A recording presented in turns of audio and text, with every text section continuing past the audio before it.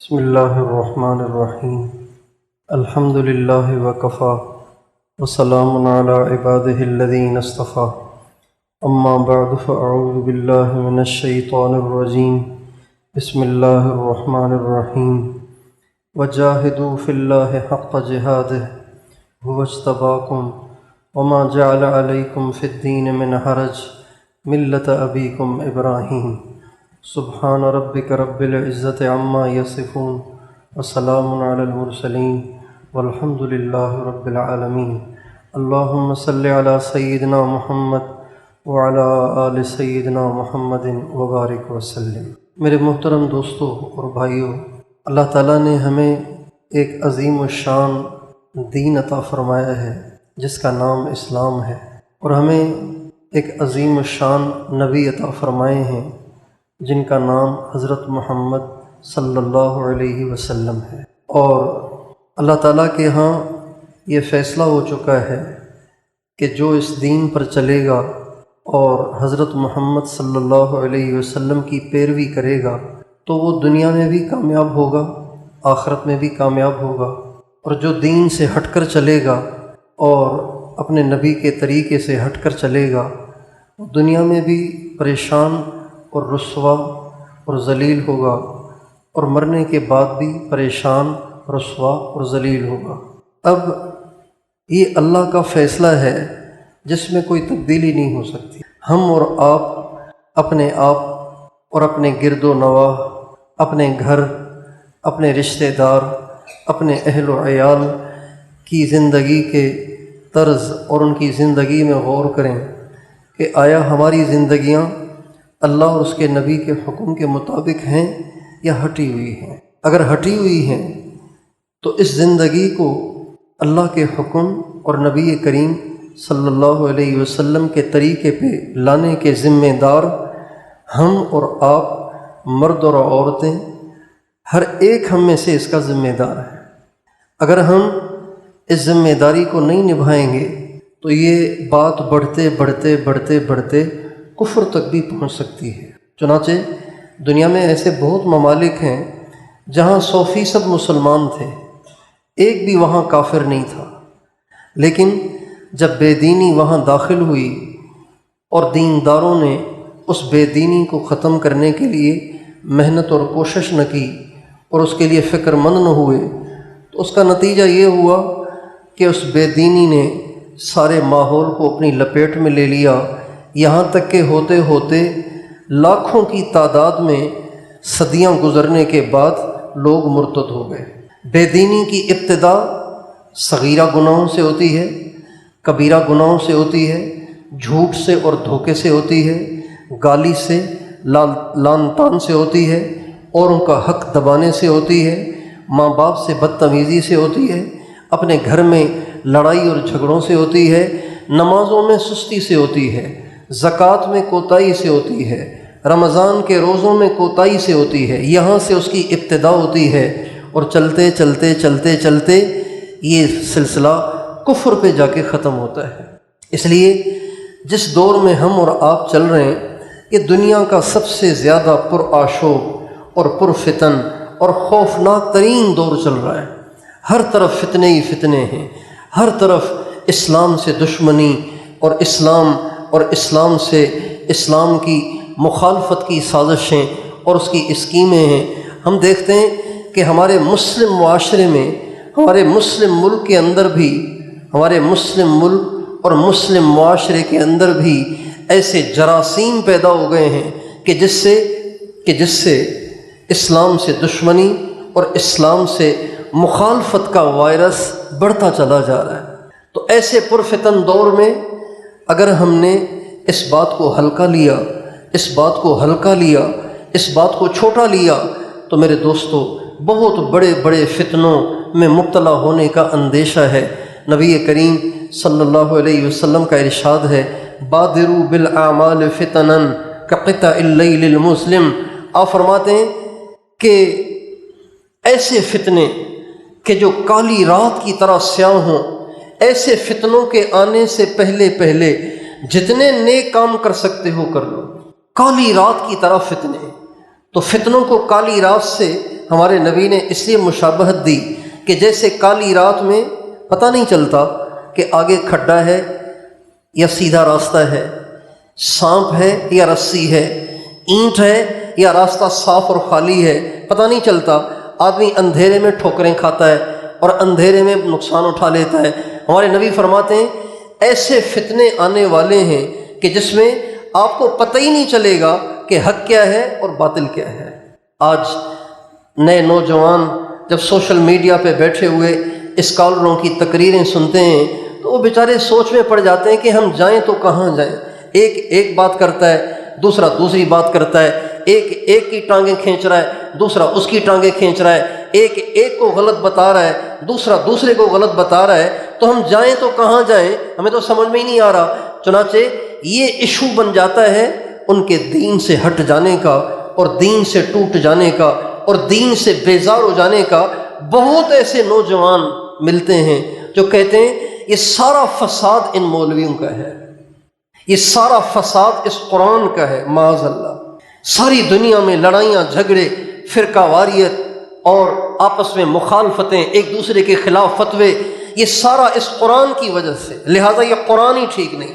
یہ مسلمانوں میں ایسے خیالات پیدا ہو رہے ہیں، ایسے جذبات پیدا ہو رہے ہیں۔ ضرورت ہے اس بات کی کہ ہم سب کے سب مل کر اپنے آپ پر، اپنے اہل و عیال پر، اپنے معاشرے پر، اپنے گرد و نواح پر ایسی محنت کریں، ایسی کوشش کریں کہ سب کے سب پورے دین پر چلنے لگ جائیں، سب کے اندر خدا خوفی پیدا ہو جائے، سب کے اندر اللہ کی محبت پیدا ہو جائے، سب کے اندر حضرت محمد صلی اللہ علیہ وسلم سے محبت پیدا ہو جائے، سب کے اندر آخرت کا یقین پیدا ہو جائے۔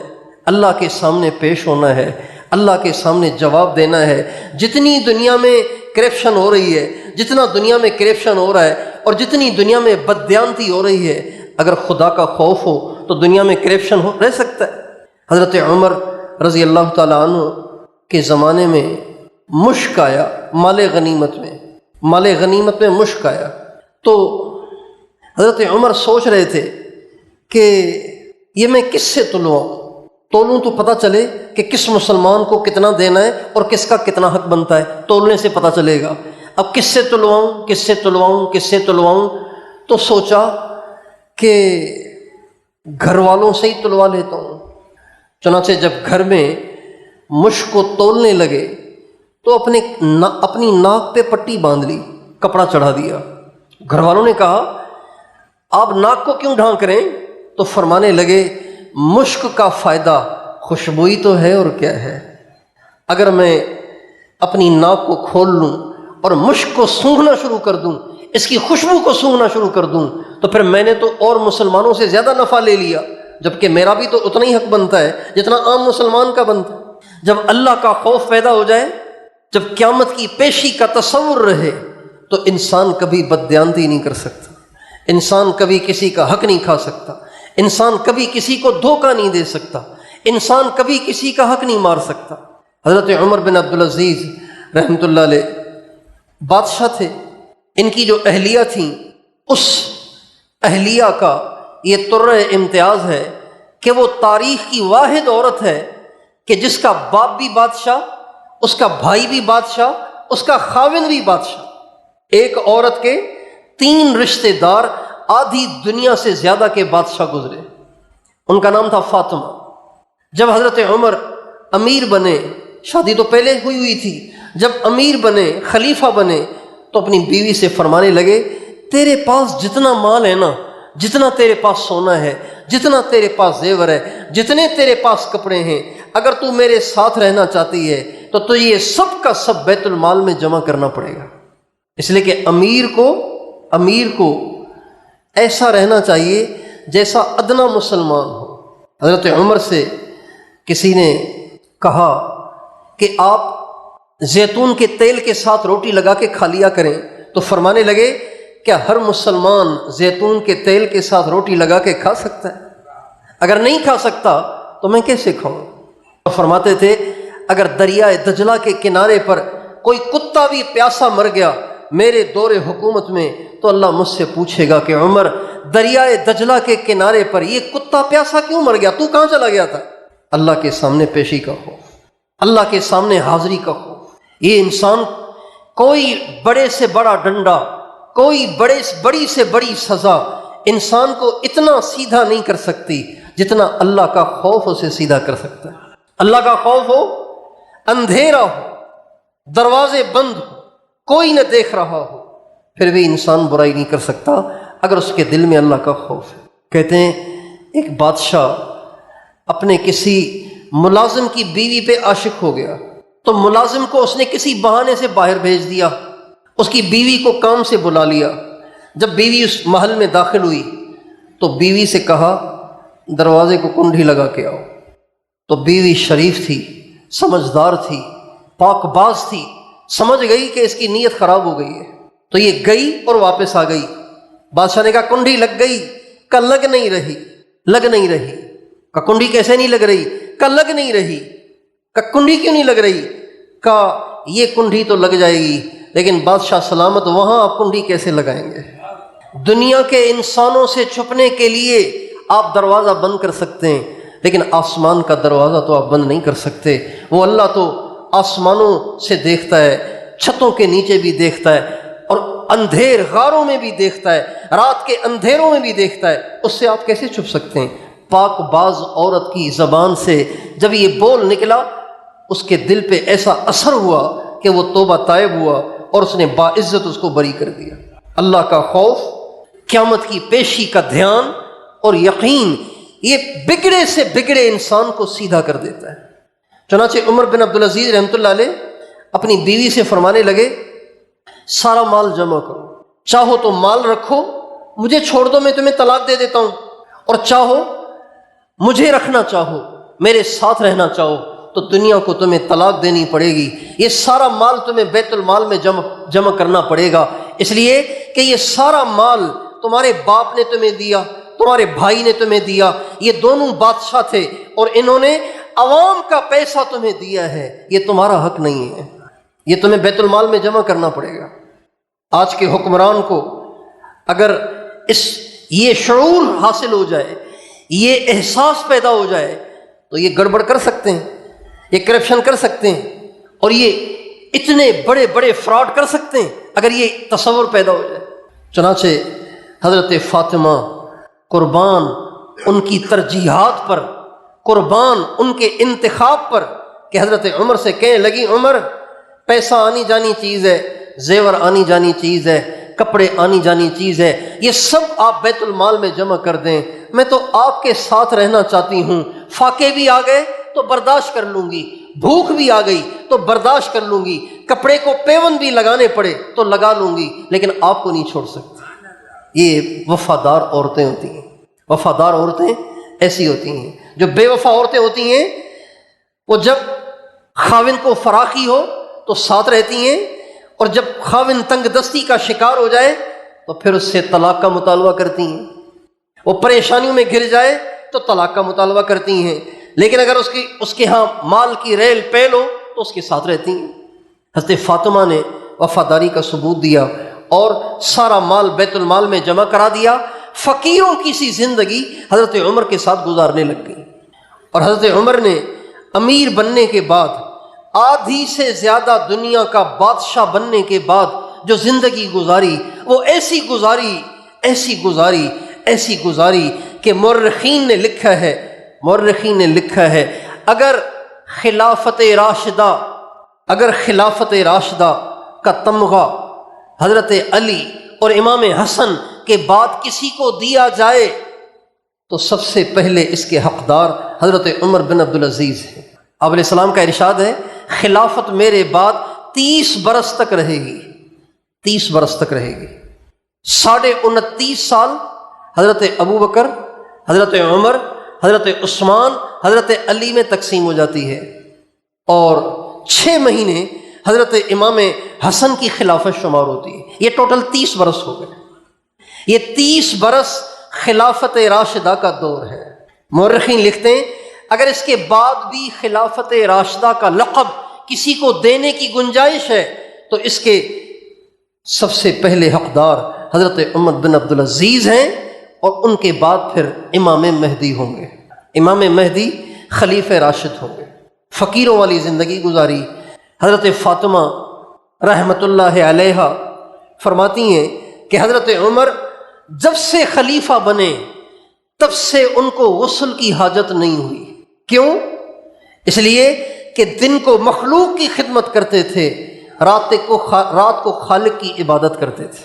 دن کو مخلوق کی خدمت کرتے تھے، رات کو خالق کی عبادت کرتے تھے، اس لیے ٹائم ہی نہیں ملا کہ سارا خلافت کا زمانہ تقریباً 2.5 برس ان کی خلافت کا زمانہ ہے۔ حضرت ابو بکر کا زمانہ بھی 2.5 برس، حضرت عمر بن عبدالعزیز رحمۃ اللہ علیہ کا زمانہ بھی 2.5 برس۔ 2.5 برس میں ان کو غسل کی حاجت نہیں ہوئی۔ ایک دفعہ ایک عورت آئی حضرت عمر بن عبدالعزیز رحمۃ اللہ علیہ سے ملنے کے لیے، کسی نے بتایا کہ یہ ان کا گھر ہے۔ جب وہاں پہنچی تو دیکھا کہ ایک شخص اپنے پاؤں سے گارا بنا رہا ہے، تو اندر گئیں تو عورت بیٹھی تھی، کہا آپ فاطمہ ہیں؟ کہا جی۔ کہا آپ کے خاوند ہیں امیر المومنین کہاں؟ یہ سوال جواب چلتے رہے تو حضرت عمر بن عبدالعزیز نے دیکھا کہ یہ کون عورت ہے جو میری بیوی سے سوال جواب کر رہی ہے۔ جب انہوں نے نظر اٹھائی تو وہ عورت حضرت فاطمہ سے کہنے لگی، یہ تمہارا ملازم کون ہے جو میری طرف دیکھ رہا ہے؟ یہ تمہارا ملازم کون ہے جو میری طرف دیکھ رہا ہے؟ ملازم ہی ہو سکتا ہے، گارا کون بنائے گا؟ ملازم ہی بنائے گا، کوئی وقت بادشاہ تو گارا نہیں بنائے گا۔ تو حضرت فاطمہ کہنے لگیں، اللہ کی بندی، یہ میرا ملازم نہیں، یہی میرا خاوند، آدھی دنیا سے زیادہ کا بادشاہ امیر المومنین حضرت عمر ہے۔ ایک دفعہ گھر میں داخل ہوئے تو ان کی جو بیٹی تھی وہ چہرے پہ کپڑا ڈال کے بات کر رہی تھی، یوں اپنے منہ پہ کپڑا رکھ کے بات کر رہی تھی۔ حضرت عمر نے کہا کپڑا تو ہٹاؤ، کیا کہہ رہی ہو؟ کپڑا تو ہٹاؤ، کیا کہہ رہی ہو؟ تو خادمہ نے کہا، امیر المومنین، آج آپ کے گھر میں کھانے کے لیے کچھ نہیں تھا، آپ کی بیٹی نے کچے پیاز سے روٹی کھائی ہے، اس لیے منہ میں بدبو آ گئی ہے، اس لیے منہ پہ کپڑا رکھ کے بات کر رہی ہے۔ حضرت عمر نے جب یہ بات سنی نا کہ بیٹی نے کچے پیاز سے روٹی کھائی ہے تو آنکھوں میں آنسو آ گئے اور رونے لگے اور فرمانے لگے، بیٹی میں تمہیں بڑے اچھے اچھے کھانے کھلا سکتا تھا، لیکن اوروں کا حق مار کر، سرکاری خزانے میں سے مال نکال کر اگر میں تمہیں روٹی کھلاتا، میں تمہیں چوپڑی روٹی کھلاتا، اچھے اچھے کھانے کھلاتا، تو بھی دوزخ میں جاتی، میں بھی دوزخ میں جاتی، اور دوزخ کو نہ تو برداشت کر سکتی ہے نہ میں برداشت کر سکتی۔ میرے دوستو، آج ہمارا معاشرہ اللہ کے یقین سے، آخرت کے یقین سے، جہنم جنت کے یقین سے خالی ہو گیا ہے، محروم ہو گیا ہے۔ آج صرف دنیا کی رنگینیاں ہمارے سامنے ہیں، ہماری مائیں بھی بچوں کو یہی پٹی پڑھاتی ہیں، ہمارے باپ بھی اپنے بچوں کی یہی ذہن سازی کرتے ہیں کہ بس یہی دنیا ہے، اسی دنیا میں مزے کرنے ہیں، اور پڑھو، اور اچھے اسکولوں میں پڑھو، اور اچھے کالجوں میں پڑھو، اور زیادہ نمبر لو، اور زیادہ ڈگریاں لو، اور زیادہ پیسے کماؤ، اور اچھی گاڑی لو، اور اچھا بنگلہ بناؤ۔ یہی مائیں ذہن بناتی ہیں، یہی باپ ذہن بناتے ہیں۔ اس لیے آج ہمارا سارا معاشرہ دنیا کی محبت میں ایسا گرفتار ہو گیا ہے، اس دلدل میں ایسا دھس گیا ہے کہ آج اس بات کا بھولے سے بھی خیال نہیں آتا کہ میں نے مرنا ہے۔ مرنا ہے بھائی، اللہ کے سامنے پیش ہونا ہے، حساب ہوگا۔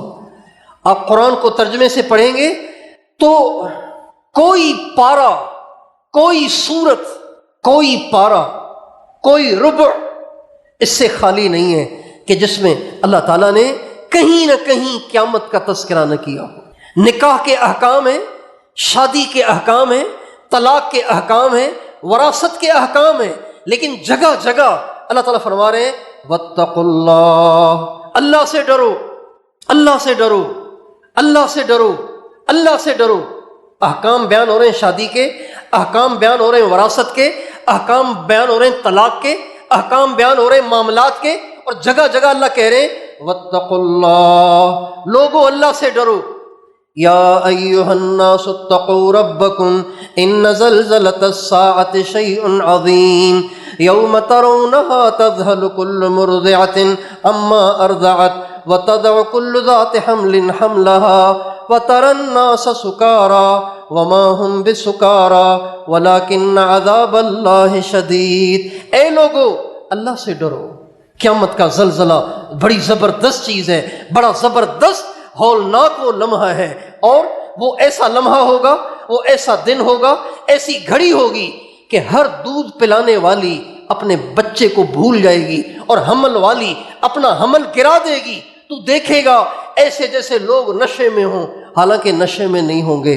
اللہ کا عذاب اتنا سخت ہوگا، اللہ ایسا غیظ و غضب میں ہوگا کہ ان سب کی عقلیں اڑی ہوئی ہوں۔ سارا قرآن بھرا پڑا ہے۔ القارعۃ ما القارعۃ وما ادراک ما القارعۃ یوم یکون الناس کالفراش المبثوث وتکون الجبال کالعہن المنفوش فاما من ثقلت موازینہ فهو فی عیشۃ راضیہ واما من خفت موازینہ فامہ ہاویہ وما ادراک ما ہی نار حامیہ اذا زلزلت الارض زلزالها واخرجت الارض اثقالها وقال الانسان ما لها يومئذ تحدث اخبارها بان ربك اوحى لها يومئذ يصدر الناس اشتاتا ليروا اعمالهم فمن يعمل مثقال ذرة خيرا يره ومن يعمل مثقال ذرة شرا يره۔ یہ ساری ذہن سازی ہے ہر مسلمان کی کہ آخرت آپ کو یاد رہنی چاہیے، اللہ پاک کے سامنے پیشی آپ کو یاد رہنی چاہیے، قبر آپ کو یاد رہنی چاہیے، موت ہمیں یاد رہنی چاہیے۔ ہمارے معاشرے سے اس کا تصور ہی ختم ہو گیا ہے، اس طرف دھیان ہی نہیں جاتا۔ ملازم بیٹھے ہوئے ہیں دفتروں میں، کوئی اپنا کام کروانے جاتا ہے، جس کی وہ تنخواہ لے رہے ہیں وہ بھی کام کرنے کے لیے تیار نہیں، کروڑوں کے مطالبے، لاکھوں کے مطالبے، کسی کو خدا کا خوف نہیں کہ یہ لاکھوں روپے لے کر میں نے مرنا نہیں ہے، کروڑوں روپے لے کر میں نے مرنا نہیں ہے، یہ غلط دستخط کر کے اور کروڑوں روپے لے کر میں نے مرنا نہیں، اللہ کے سامنے پیش نہیں ہونا۔ ہر طبقہ آج آخرت سے غافل ہے۔ آپ دکانداروں کو دیکھ لیجئے، ناپ تول میں کمی، دو نمبری، کہنا کچھ دینا کچھ، جھوٹی قسمیں، جھوٹی باتیں کہہ کر اپنی چیزیں بیچنا، یہ ایک عام معمول بن گیا ہے۔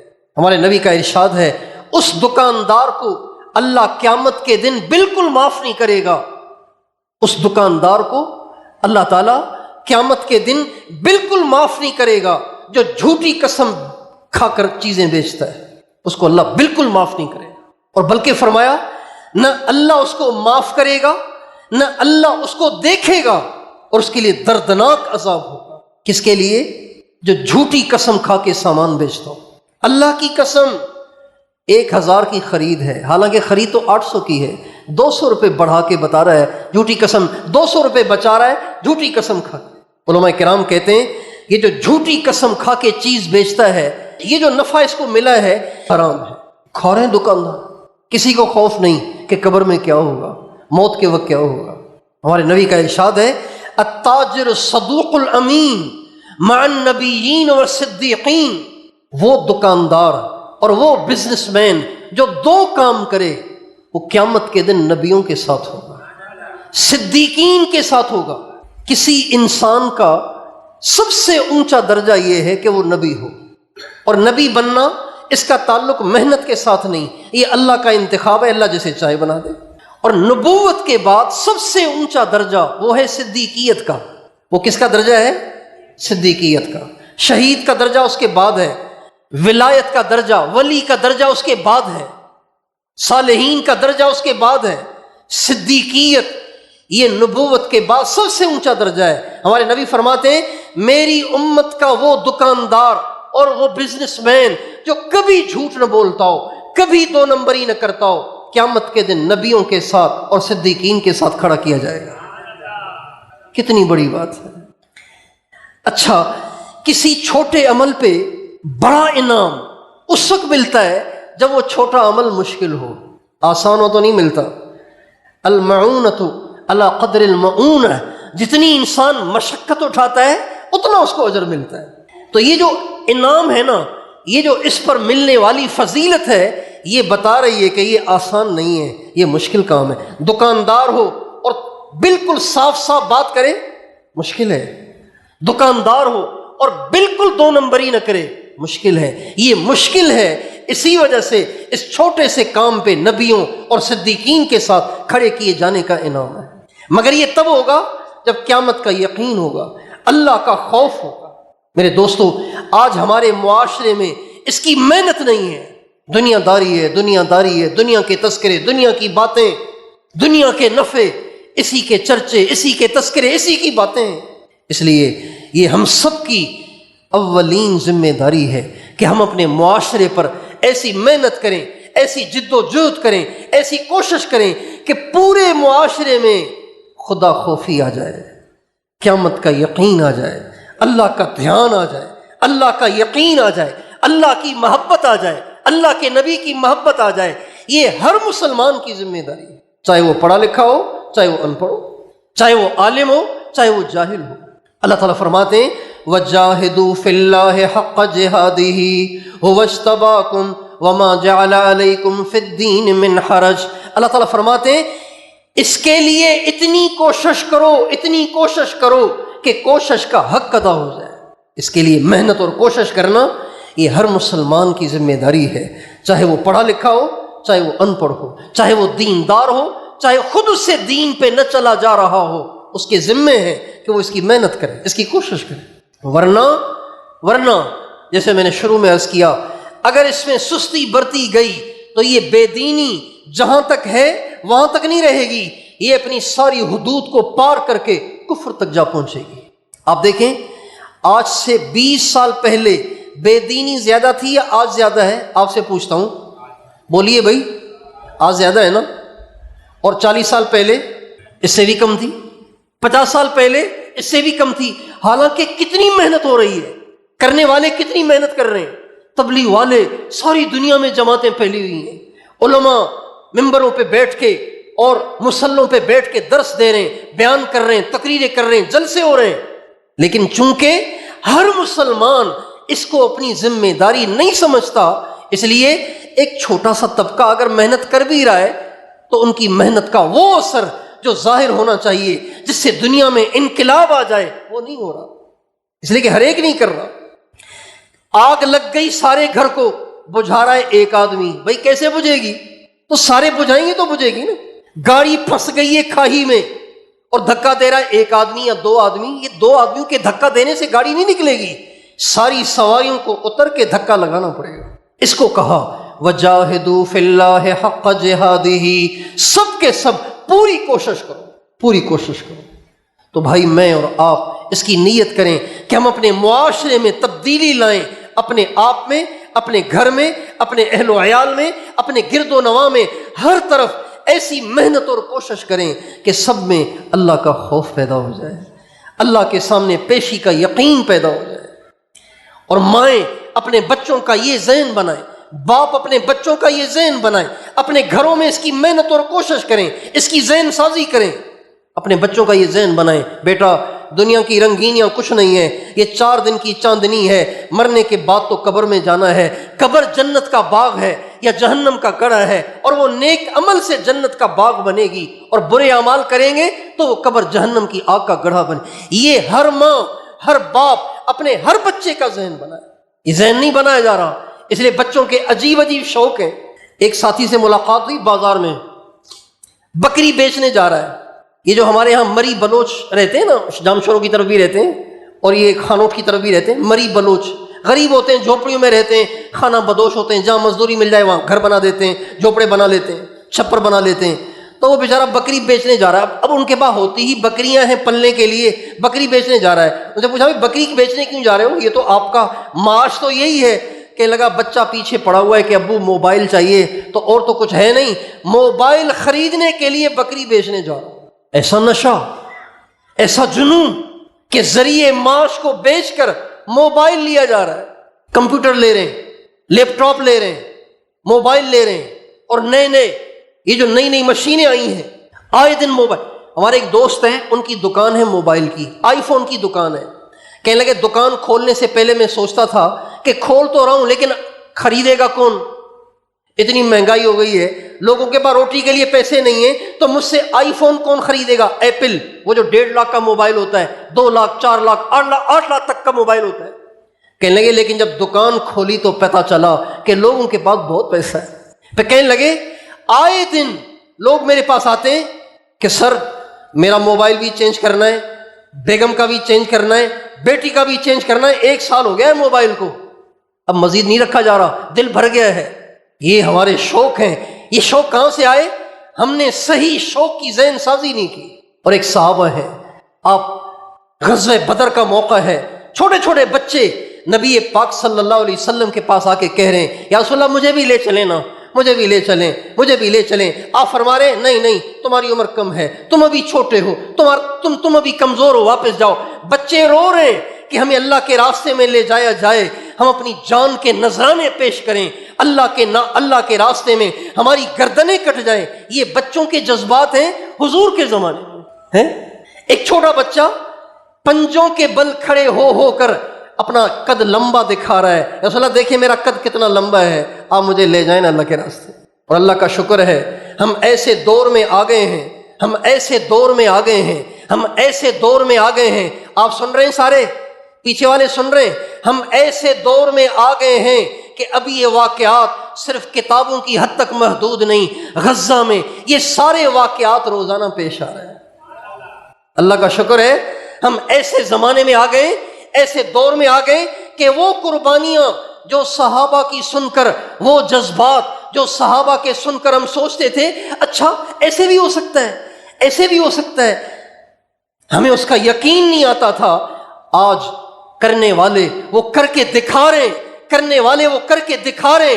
ایک باپ جس کی پوری فیملی 24 افراد پر مشتمل فیملی، سب کی لاشیں پڑی ہوئی ہیں، اور وہ باپ کہہ رہا ہے اے اللہ تو نے یہ بھی لے لیے تو میں بھی جان دینے کے لیے تیار بیٹھا ہوں، میری بھی جان لے لے، جیسے تو نے ان کو قبول کیا مجھے بھی قبول کر۔ ایک ماں، اس کے میں نے خود ویڈیو دیکھی، ایک بوڑھی ماں، اس کے 4 بیٹے شہید ہوئے اور وہ کہہ رہی ہے مجھے فخر ہے، مجھے فخر ہے، مجھے فخر ہے، میں 4 شہیدوں کی ماں ہوں۔ ایک ہم ہیں، ایک وہ ہے۔ ہمارے بے دین اور ہمارے دین مخالف اور ہمارے دین بیزار، ہمارا دین بیزار طبقہ تو سمجھ رہا ہے کہ وہ پاگل ہے، خام خواہ اتنی بڑی طاقت سے ٹکر لے لی۔ بھائی کس نے کہا تھا کہ سانپ پہ اپنا پاؤں رکھو؟ اسرائیل تو دنیا کی سب سے مانی ہوئی طاقت ہے، کس نے کہا تھا ان سے پنگا لو؟ دین بیزار لوگ تو یوں کہہ رہے ہیں، لیکن ہم یوں کہتے ہیں فسوف ترا اذا انکشف الغبار افرس تحت رجلک ام حمار، ذرا زمانے کا غبار چھٹنے تو دو، ان قریب پتہ چل جائے گا کہ کون گھوڑے پہ سوار تھا، کون گدھے پہ سوار تھا۔ ان قریب وہ وقت آنے والا ہے، وہ زمانہ آنے والا ہے، وہ دن آنے والا ہے کہ اسلام کا بول بالا ہوگا، امت مسلمہ کا بول بالا ہوگا، اسرائیل اور اس کے ہم نواؤں کا اللہ نام و نشان مٹائے گا، اللہ ان کو تہس نہس اور تباہ و برباد کرے گا۔ وہ دن دور نہیں ہے، وہ دن بہت قریب آ گیا ہے، بہت قریب آ گیا ہے، بہت قریب آ گیا ہے۔ لیکن یہ دیکھنا ان کو نصیب ہوگا کہ جن کے دل میں اللہ اور اس کے نبی کی محبت ساری کائنات سے زیادہ ہوگی، اللہ کے نام پہ جان دینے کا جذبہ جن کے دلوں میں موجزن ہوگا، وہ یہ دن دیکھ پائیں گے، وہ یہ دن دیکھ پائیں گے۔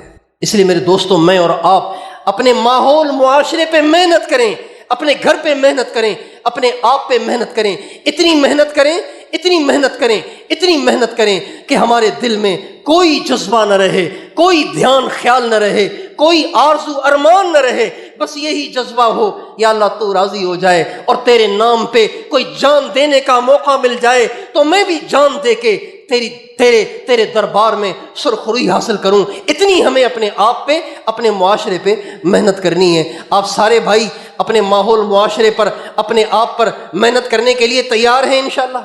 اللہ تعالیٰ مجھے بھی توفیق دے، آپ کو بھی۔